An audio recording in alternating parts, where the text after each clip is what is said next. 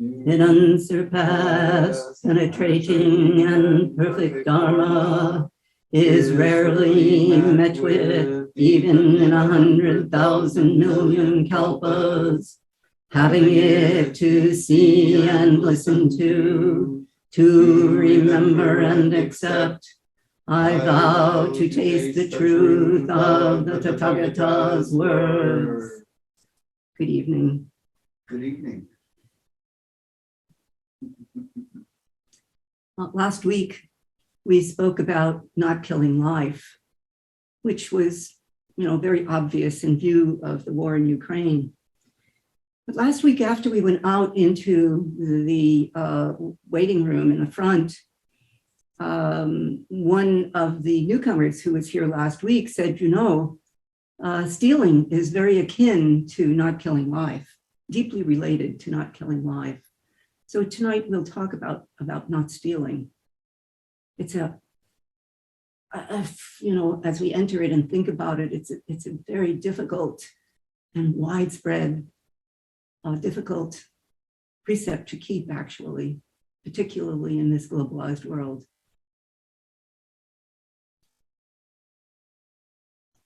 So some of the translations of this precept are not taking what is not given. And I thought about this as that precept, and that sounds almost like a euphemism, because everything is given to us freely. Nature, air, the planet, everything is freely given to us. So it sounds a little bit like a euphemism. When I say the translation of do not steal, that has a much difficult and more, a stronger impact upon my own psyche and my own thought about what that means. So it's from the point of do not steal that I want to talk tonight as best I can. It's a very large subject, and in a short time of this talk, we can only talk about it a little bit. When you start to think about it, and I hope those of you who keep journals, and I hope all of you do, that you might address that in your journal to think about how widespread it is and how we all are stealing every day without fail. We steal in one way or another. Very fine points about the question of stealing.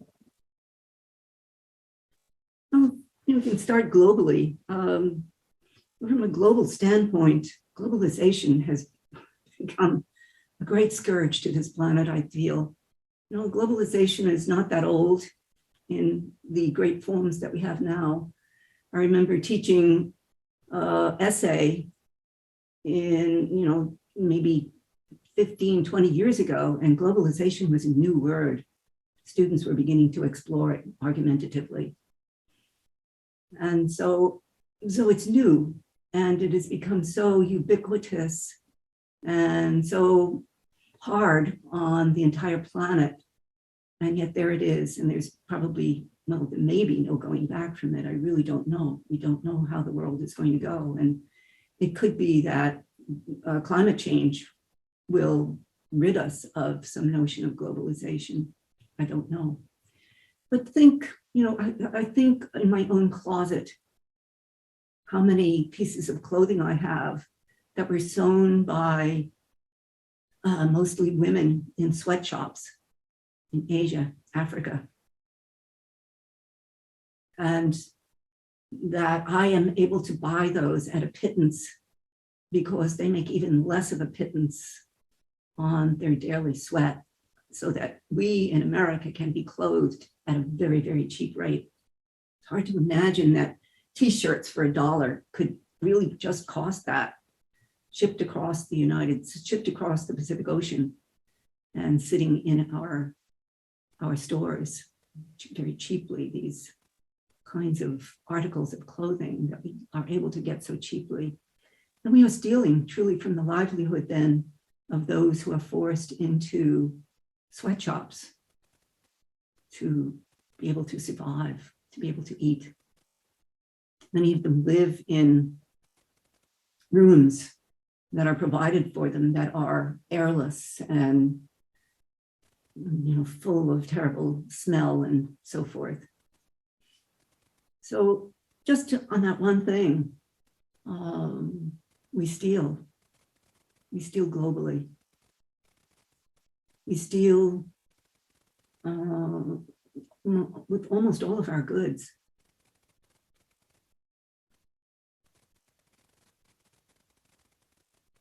And we import item after item that eventually we just don't care about, which is another form of stealing. And our homes are full of stuff, articles, and junk that we become quite careless about. This is a form of stealing, to not care for the articles that we do have. We steal from the integrity of those articles themselves. We disregard them because we are overwhelmed with junk, just junk. Well, on a national level, of course, it is very similar. On a national level, we are stealing from much of the fruit that we eat because we pay almost nothing to those who give their lives in the fields, who pick fruit, who vegetables and fruit. And we pay nothing for, really almost nothing for the food that we eat. I realize prices are going up, but I'll get to that in a moment. That's another form of stealing. So we are able to eat beautiful strawberries from Chile or Mexico, and the workers there earn almost nothing to keep their lives going. And so this is another form of stealing. So the manipulation of inflation is another form of stealing. It is a political form that allows one power party to be able to point at another for the advent of inflation, which costs the taxpayers money, which is a form of stealing, the government stealing in the form of inflation, or the corporations who deal in that. So inflation is a form of stealing.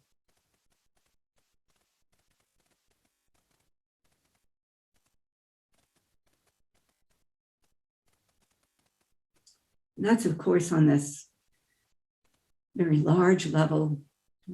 We steal in so many other ways that if we start to think about it, it's overwhelming. But personally, of course, we've engaged in all of those things. So we personally are stealing on a much more abstract form.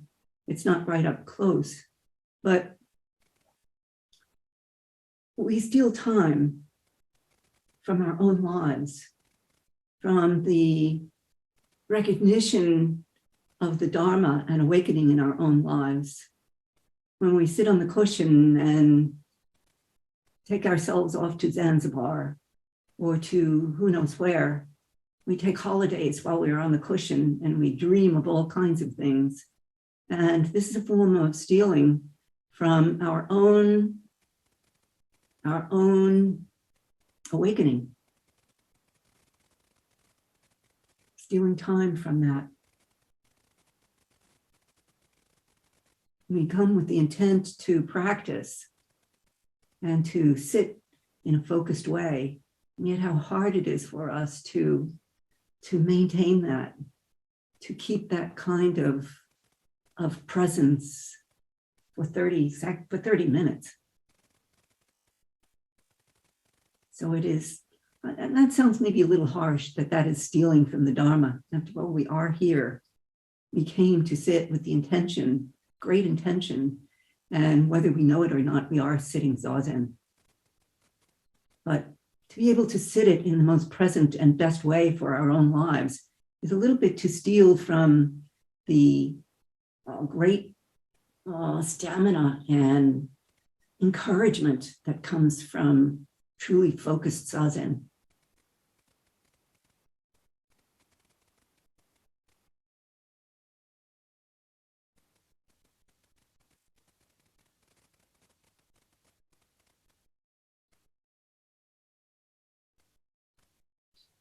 I think, of course, in relationship to not killing, we can easily see that war is stealing from everyone's life, stealing lives themselves, stealing from families, stealing the potential of children, stealing the property of others by war.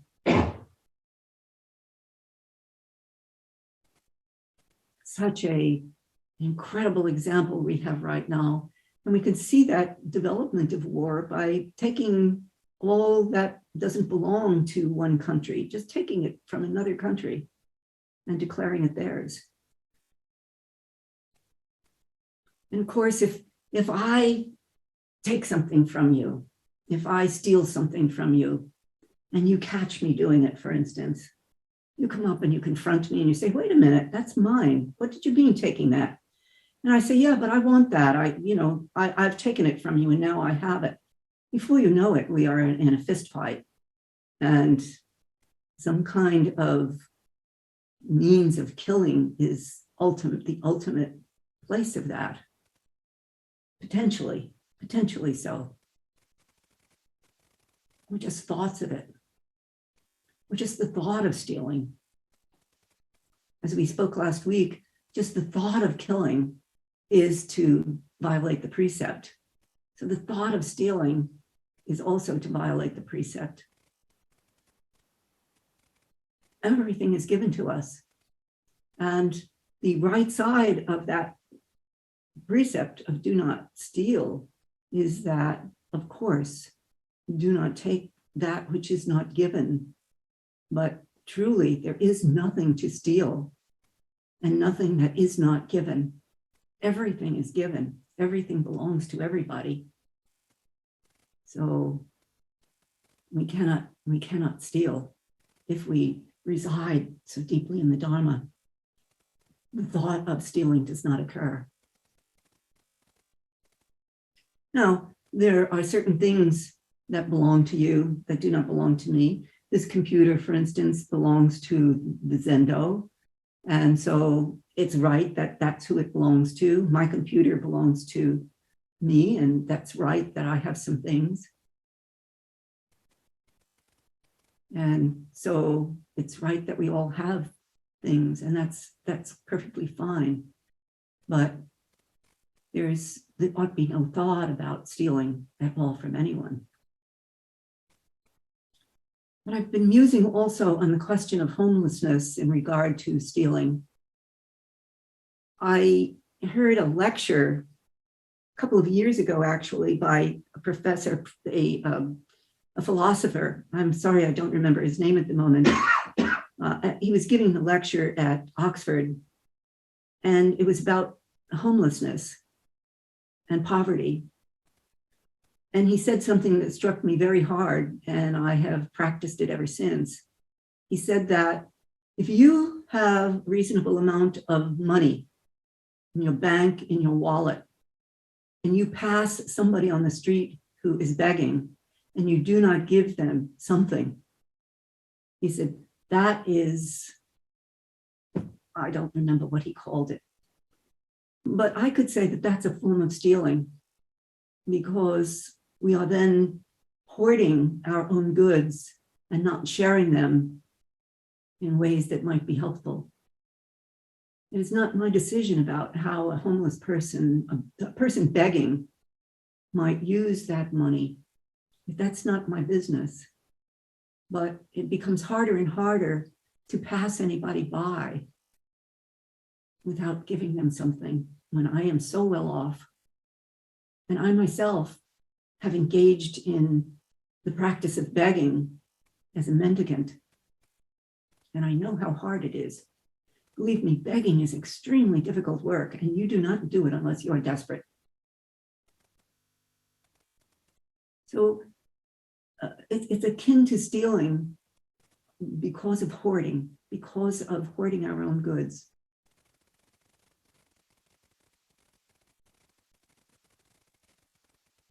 So I keep bags of coins. When they build up in my wallet, I make little plastic bags of coins, and I give out bags of coins. or I keep single dollars in my wallet so that I have money to give and not judge the desperate people on the street.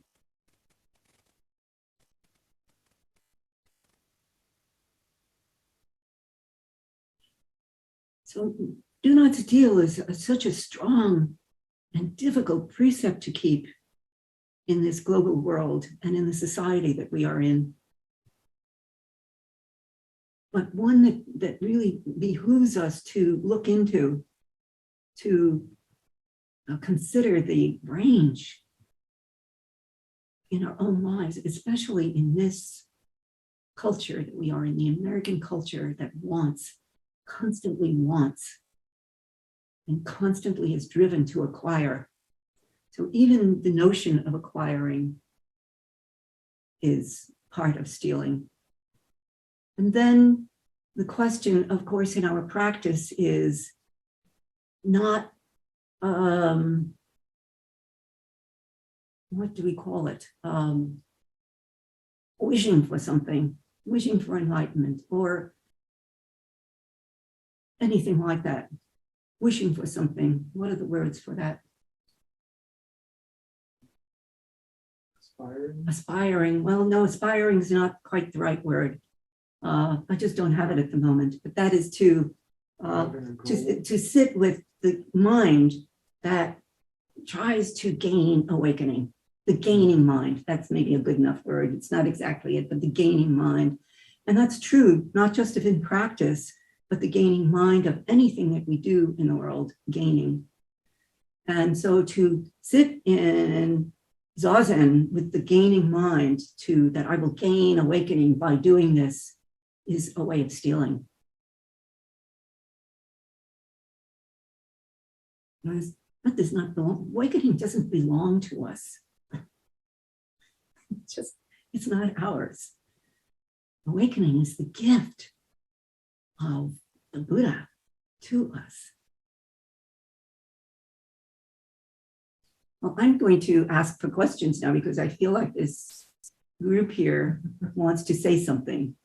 I have that feeling. Dennis here is a great practitioner of good questions and insights, and so Bob, and so is Lawson, all of them. So maybe you have something you want to add here, Dennis. I feel like you want to. Well, I always do. Yeah. Take off your mask so they can hear you. Not so much a question really as a reflection. That it really connects with the bodhisattva vow of that really anytime I say this is mine, I'm stealing. Yes. Because it's everything is I have in trust for others. You know, it's not that it's mine as a personal possession. It's something that I temporarily am entrusted with. Yes. And how can it be used to benefit others? Right. And so as soon as I grasp it as mine, I've stolen it from all others. Yes. Beautiful, beautifully spoken. Indeed. Yeah, that is the essence of that precept. Yeah. So we're okay to take off masks just so that it's very hard for people to understand through the mask, much less through this microphone. So yes, Bob. No, what I'm hearing you and say, a good loud voice. What I'm hearing you say is, stewardship came up for me, not ownership, but stewardship. To survive, we use things, food, and so on and so forth. But that's just a subtle difference. And the other thing that came to mind was a book I read many years ago by Eric Fromm called Having and Being. He's talking about these two ways of being in the world. And what you were describing was the having mode. We possess headaches. I have a headache. not my head hurts, but Right. I have a headache, or I have a car, or I mean, we have sex, we even possess that. So, as opposed to being in the world, which I think is facilitated by this, Yes. by Zazen. Yes. So, I have said the same about disease, that when people refer to my cancer, for instance, or, my broken leg or something, that is, a possession of illness that is not correct. It is simply that is that condition at that moment. And that to claim it, as one's own, well, my cancer is to almost not be able to overcome it, or to not be able to be healed from that. So I feel similarly about that, Bob, that is the being moment. That is that Dharma moment at that time, but it is not owned. yeah. I mean, I think we're born, and I don't know what it's like to be born in some other country or culture, but at least in this one, I feel like we are born into an undeclared war for I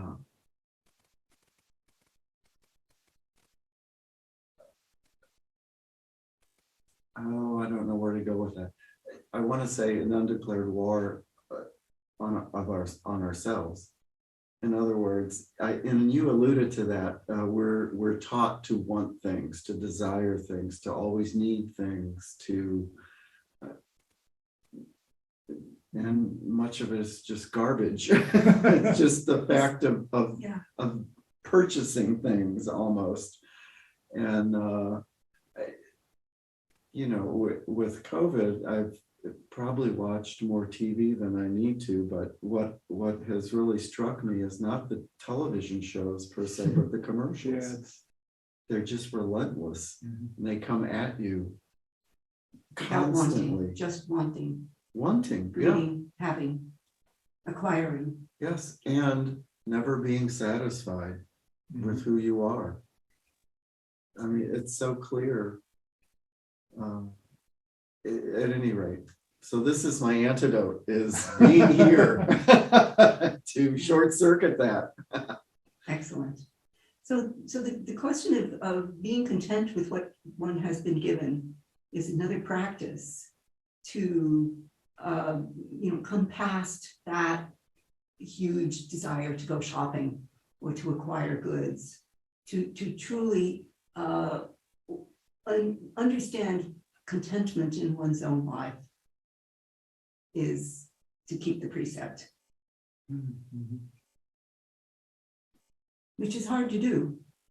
We are disturbed constantly by everything, and discontent with the aches in our back, or the food didn't taste quite right, et cetera, et cetera. Instead of being content with that as it is, which is being, a state of being, to accept that and find the beauty in it. Also, do you have anything to say or not? Or it was just last week and this week, with the stealing and the killing precepts. It just seems there are specific practical ways to avoid causing suffering. yes, They're like that. If you kill, then you're flinging suffering out into the world, and if you steal, you're causing suffering for someone. Yeah. So they seem like specific prescriptions for that big basic goal. right. Wisdom. I do invite those on screen to, perhaps you have a question or something that you would like to share. So you're welcome to join this conversation.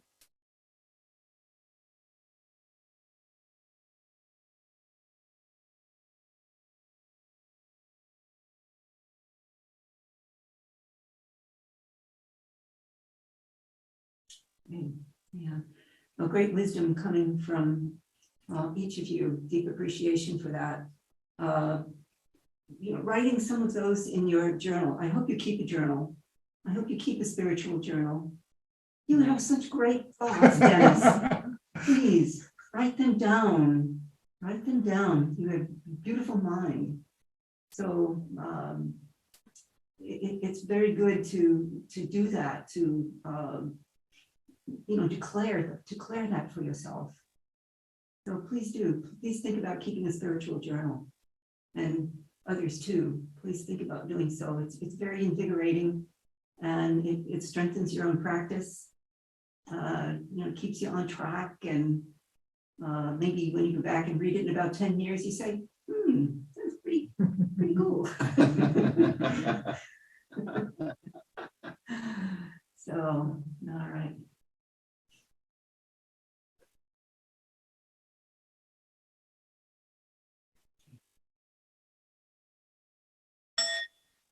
If I vow to save them, delusions are inexhaustible, I vow to end them. Dharma gates are boundless, I vow to enter them. Buddha's way is unsurpassed,